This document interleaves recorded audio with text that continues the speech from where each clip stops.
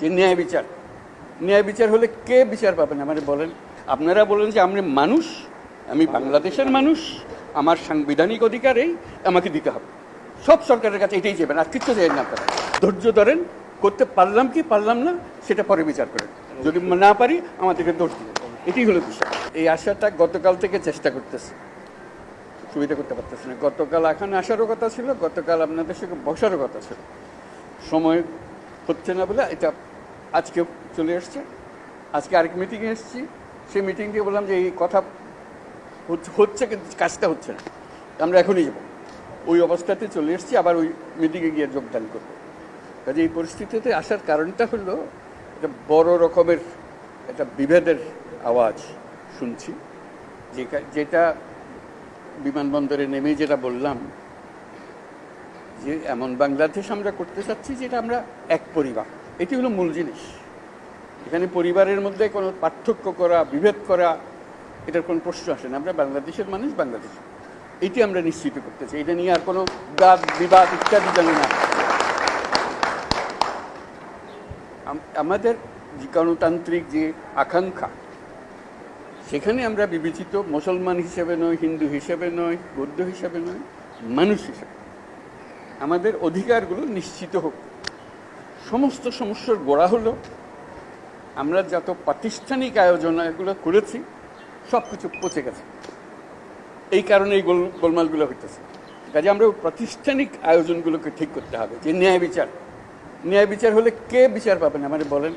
আমি কি দেখতেছি এটা কোন ধর্মের, কোন জাতের, কি এটা বলা আছে, আইনে বলা আছে আপনার বিচার। এই সম্প্রদায় হলে ওইখানে ওই আদালতে যাবে, ওই সম্প্রদায় হলে ওই আদালতে, আইন একটা। কার সাধ্য আছে সেখানে বিভেদ করে যে এর রকম একটা, ওর রকম একটা, এটা হতে পারে না। তো আমরা সেইখান থেকে, এটা এমন রোগ, মূলে যেতে হবে। আপনারা যদি বলেন যে আমাদেরকে এইভাবে সংখ্যালঘু হিসেবে এইটা হলো যে মূল সমস্যা থেকে আমরা দূরে সরে যাচ্ছি। আমাদেরকে বলতে হবে আমাদের গণতান্ত্রিক অধিকার প্রতিষ্ঠিত হবে, সেটা পেলে আমাদের বাক স্বাধীনতা প্রতিষ্ঠিত করতে হবে। যেগুলো আছে এগুলো করে আমরা নতুন কিছু আমাদের হিউম্যান রাইটস প্রতিষ্ঠা করতে হবে, মানবিক অধিকার প্রতিষ্ঠিত করতে হবে। আমরা এটাই হলো আমাদের মূল লক্ষ্য। আপনারা যদি টেনে টেনে নিয়ে আসেন আমি অমুক, আমি তমুক, আমি, এইটা আবার পুরানো খেলায় চলে গেলেন। এটা আপনাদের ওই স্বীকার করার জন্য যারা বসে আছে তারা এগুলো স্বীকার করবে। আপনারা বলেন যে আমি মানুষ, আমি বাংলাদেশের মানুষ, আমার সাংবিধানিক অধিকারেই আমাকে দিতে হবে। সব সরকারের কাছে এটাই চাইবেন, আর কিচ্ছু চাইবেন না। আপনারা 6000 mAh battery, one and only Power Master, NextG N73.